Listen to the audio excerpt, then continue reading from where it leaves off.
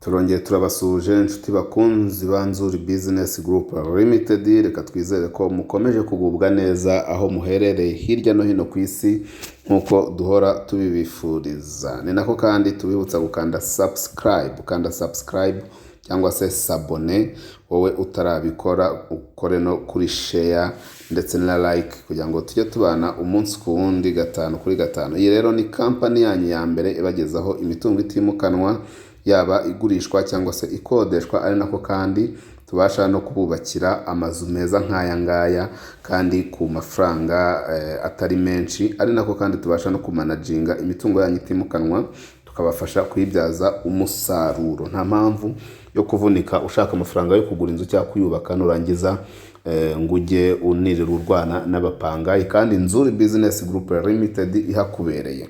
Nkuko muri kubibona ku mashusho, turi kubereka inzu nziza cyane y'akataraboneka.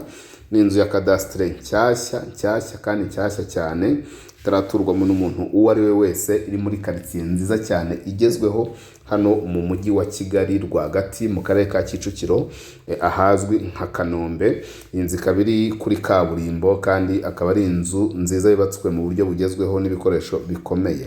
Inzu rero ikaba ifite ibyumba 4 binini byo kuryamamo, ikagira douche na toilette 3, ikagira salon, salle à manger ndetse na cuisine yo mu nzu na stock yayo.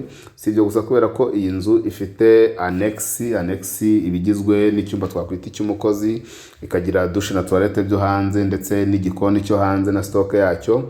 Ari nako kandi iyi nzu aha muri kubona murabona ko ari muri cuisine yo mu nzu, ari nako kandi iyi nzu ifite parking na jardin kandi bihagije.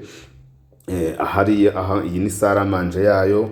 Mbese nimwitegereza neza amashusho murajya mugenda mubona buri kantu ku kandi etape par etape kugira ngo murusheho kugenda muyisobanukirwa.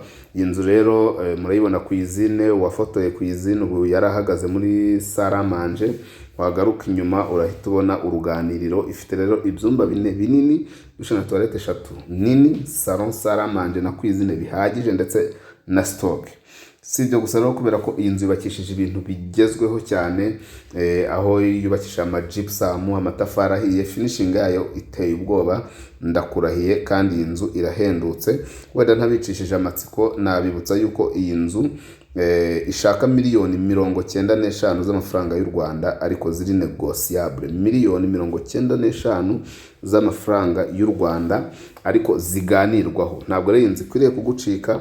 Nyabuneka nyaruka inzu itaragucika, kuko ni inzu iri ahantu heza cyane, ushobora kuyituramo cyangwa se ukayikodesha, ariko kandi ni na investissement, kubera ko urabuyiguze makeya mu gihe wakenera kongera kuyisubiza ku isoko ukaba wayigurisha amafaranga menshi cyane arenga na miliyoni 150. Ikindi nabibutsa nuko ifite amadushe meza, arimo za cabine, ifite buri kintu cyose cyiza mu by'ukuri.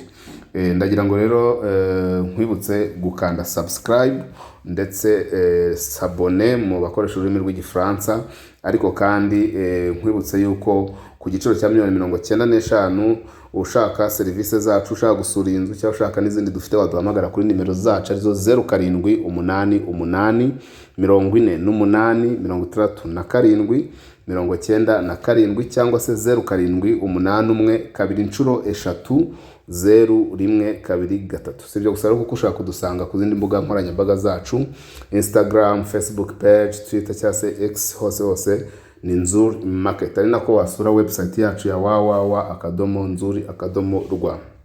Komeza rero kandi subscribe, dukomeze kwibanira umunsi ku wundi 5 kuri 5. Turabakunda cyane. Ciao.